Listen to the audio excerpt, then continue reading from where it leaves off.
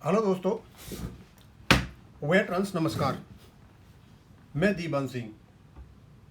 मैं आपको बताना चाहूँगा कि हमने दरअसल ये खोजना शुरू किया, ये डिस्कवर करना शुरू किया कि क्या पेंशन अपडेशन का जो केस है वो केवल जो पब्लिक सेक्टर बैंकों के जो पेंशनर्स हैं वही अटके हुए हैं या दूसरे भी अटके हुए हैं।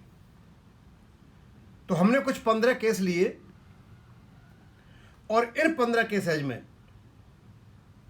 जो जुडिशियल प्रेसिडेंट यानी जो जजमेंट आए कोर्ट के कॉन्स्टिट्यूशन के अनुसार किन किन में आए और ये 15 केस हैं किसके, और इसमें पब्लिक सेक्टर बैंकों के कितने केस हैं, और यदि पब्लिक सेक्टर बैंकों के केस नहीं है तो जिम्मेदार कौन है, और क्या आप जिम्मेदारी रखते हुए उन लोगों को पहचान करते हुए क्या चाहोगे कि वो आपके ऑर्गेनाइजेशन को लीड करें, और यदि वो लीड करते हैं तो किसी को दोष देने की जरूरत नहीं है।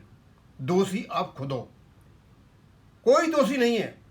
ना कोई बैंक दोषी है, ना कोई आईबीए दोषी है, और ना कोई संगठन दोषी है।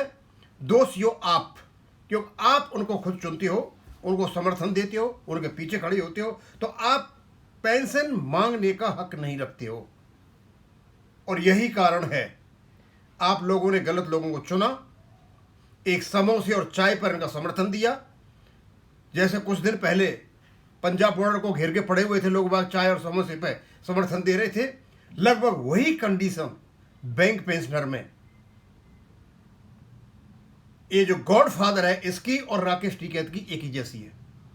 उसने किसानों को मरवाया, इसने बैंक पेंशनर को मरवाया। अब पहले हम ये देख लेते हैं कि भाई most frequently coated constitutional principles कौन कौन से हैं। स्वाभाविक सी बात है, रोजाना आपके पास जा रहे हैं। आर्टिकल 14 है, आर्टिकल 21 है, आर्टिकल 300A है, और जितने भी केस हुए हैं सब में माननीय सुप्रीम कोर्ट ने यही कहा है, आर्टिकल 14, 21 और 1300। और अधिकतर जो केस हुए किस किसने किए, डिपार्टमेंट मोस्ट कॉमनली इन्वॉल्व। कौन कौन से डिपार्टमेंट इसमें इन्वॉल्व है, और फिर हम देखेंगे 15 केस कौन कौन से हैं। Central civil service, railways, defence service, state government employees, RBI employees, SBI और public sector bank employees, PSU absorb bank employees और teachers and university bank employees, ये इसमें इन्वॉल्व है। दोस्तों, आपको बेहद अचंभा होगा ये सुनकर के कि एसबीआई का तो पेंशन रेगुलेशन अलग है और उसको पब्लिक सेक्टर अंडरटेकिंग भी कहते हैं, इसलिए वो एसबीआई के साथ में पीएसयू पब्लिक सेक्टर आ गया। अदरवाइज आपका एक भी केस पेंशन अपडेशन का नहीं है एसबीआई को छोड़ करके पब्लिक सेक्टर अंडरटेकिंग। और आरबीआई की तो बात ही छोड़ो, आरबीआई का तो अच्छा खासा हो गया 2003 में, लेकिन क्योंकि उस समय 2004 में कांग्रेस की सरकार आ गई थी, कम्युनिस्टों से चल रही थी, और उस समय ये माना गया तो आरबीआई को जो पेंशन हुआ है वो आरएसएस समर्थित जो ये बीएमएसएफ भारतीय मजदूर इनने दिलाई है, तो पॉलिटिकली उनकी भी छीन ली गई। उसका छीनने के पीछे भी कारण ही वेंकटचलम था, वेंकटचलम और ग्रुप और ये सारा का सारा। अब हम ये देखते हैं भैया कि ये जो कुछ मैं आपको बता रहा हूं है तो सारे कॉन्स्टिट्यूशन प्रिंसिपल्स हम बैंक पेंशनर हैं, हम पर भी लागू होने चाहिए। दूसरे बैंक पेंशनर्स हैं उन पर भी लागू होने चाहिए। वो भी इंडियन सिटीजन है, हम भी इंडियन सिटीजन है।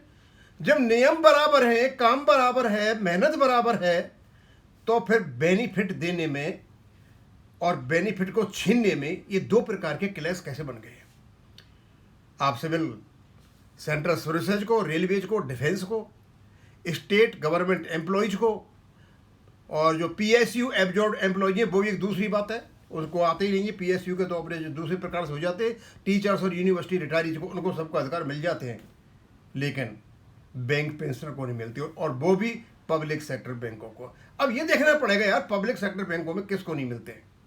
अब आरबीआई को तो आप निकाल दो, उनका संगठन अलग है, एसबीआई का संगठन भी अलग है, उनको भी नहीं मान के चलते। अब हमें पता नहीं उनमें कितने कम्युनिस्ट हैं और कितने दूसरे हैं, लेकिन पब्लिक सेक्टर बैंकों में वेंकटाचलम की अगुवाई में सारा का सारा ग्रुप ये कम्युनिस्टों का भरा हुआ है, और जहां जहां ये कम्युनिस्ट की बहुतायत है, ये वहीं हमें ये ना तो इक्वलिटी मिल रही है, ना राइट टू लाइफ मिल रहा है, ना डिग्निटी मिल रही है, और ना राइट टू प्रॉपर्टी मिल रही है। अब आप बोलोगे दीवान सिंह जी कैसे कह सकते हो, तो मैं तो कह रहा हूँ भैया मैंने 15 केस ले रखे, 15 केस जो अधिकतर कोर्ट किए जाते हैं बैंक पेंशन अपडेशन के मामले में। सबसे पहले टॉप पर है, लीडिंग केस है DS नकरा का। ये सेंट्रल गवर्नमेंट का एम्प्लॉय था, ये पब्लिक सेक्टर बैंकों का एम्प्लॉय नहीं था। अब इसका क्यों हो गया? बड़े कारण है इनके होने के।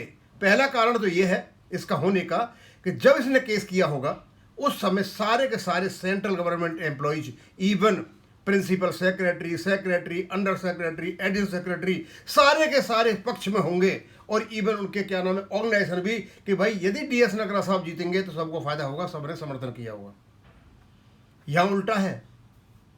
या MC सिंगला केस को रोकने के लिए खुद हमारी बैंक, IBA, हमारी यूनियन सारी लगी हुई हैं कि ये केस कहीं जीत नहीं जाए। और जब 2008 में सिंगला साहब ने डाला था कि सिंगला साहब भी DS नकरा से कम नहीं थे, उस समय भी इसमें रुकावटें डाली गई और इन लोगों ने चंडीगढ़ में इवन डबल बेंच से भी गलत फैसला कराया। अब कैसे कराया? कोर्टों में होता है, हो जाता है। ये दूसरा है देवकी नंदन प्रसाद, स्टेट ऑफ बिहार, ये भी स्टेट गवर्नमेंट एम्प्लॉई है।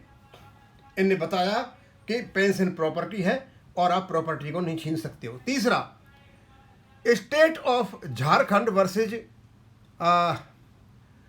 कौन सा, Jitendra Kumar Srivastava, state government employee. उसके बाद common cause versus union of India, defence pensioners का OROP का था। Indian ex serviceman movement OROP आई थी, उसमें भी ये आर्म्ड फोर्सेज का था। उसके बाद Krishna Kumar versus union of India, railway का था। Deshraj Bhatnagar versus union of India, central government employees, absorbed PSU में था। B Kasturi versus managing director state bank of India. अब इस केस का मुझे पता नहीं इसमें क्या और क्या नहीं है, लेकिन एक केस है केवल स्टेट बैंक ऑफ इंडिया का, केवल एक केस। उसके बाद all India reserve bank retired officers association versus union of India.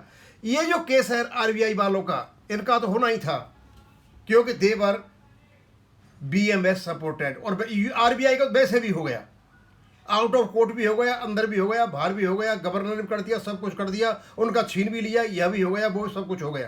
केवल एक RBI और एक कोई SBI केस है, केस तो बहुत चले हुए। नेक्स्ट उसके बाद है Subrata Sen, union of India, central government. SK दुआ, state government officer. State of Punjab, government retired officer. AP है कोई पेंशन उनकी, ये आंध्र प्रदेश गवर्नमेंट का है। और एक और है कोई तमिलनाडु गवर्नमेंट का। यानी 15 केस है में 2 केस ऐसे हैं RBI का और SBI का, जिनको आप कह सकते हो बैंकों के, लेकिन उसको आप पब्लिक सेक्टर बैंकों के नहीं कह सकते हो। तो भैया आप हमें ये बताइए कि ऐसा क्या है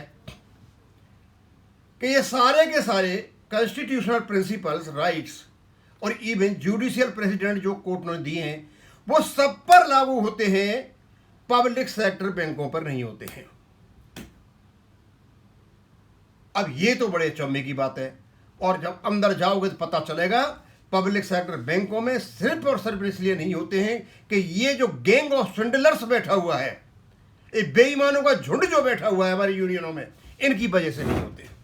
क्योंकि इनका समर्थन है, इनका समर्थन IBA को है, इनका समर्थन DFS को है, इनका समर्थन बैंकों को है। ये नहीं चाहते कि बैंक पेंशन का फायदा हो। और दूसरी बात, क्योंकि जो सेंट्रल गवर्नमेंट के एम्प्लॉयज हैं, स्टेट गवर्नमेंट के एम्प्लॉयज हैं, उनकी बैंक पेंशन से अफेक्ट पड़ता है वहां बैठे हुए ब्यूरोक्रेट्स पर। स्वाभाविक सी बात है, जब ब्यूरोक्रेट्स की पेंशन पर फर्क पड़ेगा तो भाई उनका तो अपडेशन होना ही होना है, सब तरह सहायता मिलेगी, उनको सहयोग मिलेगा। लेकिन हमारा जब नंबर आएगा तो उस समय अटॉर्नी जनरल तुषार मेहता जी आ जाएंगे, दूसरे पता नहीं कौन कौन मेहता जी आ जाएंगे, दूसरे को कोई और कोई आए हुए अभी वो आ जाएंगे, जब कौन कौन आ जाएंगे और अब वो जा खड़े हो जाएंगे। लेकिन अपना जब मतलब होगा, अपने मतलब में जब सेंट्रल गवर्नमेंट के एम्प्लॉय होंगे तो बिल्कुल नरम हिसाब से जा करके बहस करेंगे। लेकिन जब बैंकों का मैटर आएगा, क्यों पता है ना, वहाँ पर जो ब्यूरोक्रेट्स बैठे हुए, जो बाबू बैठे हुए हैं, उनको पता है कि बैंक पेंशन की पेंशन हम पर तो असर पड़ना नहीं है, मुझे मिले नहीं मिले, भूखे मरो। आर्टिकल 21 का उल्लंघन होता होते रहो, 14 को होना होते रहो, 300 को होते रहो, कोई चिंता नहीं है। यह है असली कारण। और यदि इसे रोकने के लिए ये बेईमानों का झुंड जो बैठा हुआ है यूएफबीओ का, यदि ये सहयोग करते जिससे इनको भी फायदा होता, लेकिन नहीं, उनको पता है यहाँ फायदा की जरूरत नहीं है। उन्होंने अपना धंधा बना लिया है। पहले रिटायरमेंट से पहले जब सर्विंग में थे, जब कंट्रोलिंग ऑफिस के चक्कर लगाते थे, वहाँ गुलामी का वहाँ कमाते थे, और वहाँ आने के बाद पता है इनको यहाँ करके यहाँ बैठ गए, और इनको पता है कि यदि पेंशन को फायदा हो गया, पेंशन हो गई, तो इनका धंधा बंद हो जाएगा। दोस्तों, अभी 10 जून को जो इनका चुनाव का प्रोग्राम आ रहा है, यदि आप इन लोगों को दोबारा लाते हो तो जिंदगी भर ऐसे ही रोते रहना, कुछ नहीं होने वाला है। आप यदि ऐसे लोगों को लाते हो जो आपका सहयोग करते हैं, जो आपको हर तरह से मोटिवेट करते हैं, वो समझे कि हाँ ये हमारे भाई हैं, तब तो ठीक है, और नहीं तो आप समझ लीजिए ऐसा का ऐसा ही रहेगा। अब इसको मैं यहीं ख़त्म करूँगा। थैंक यू, धन्यवाद।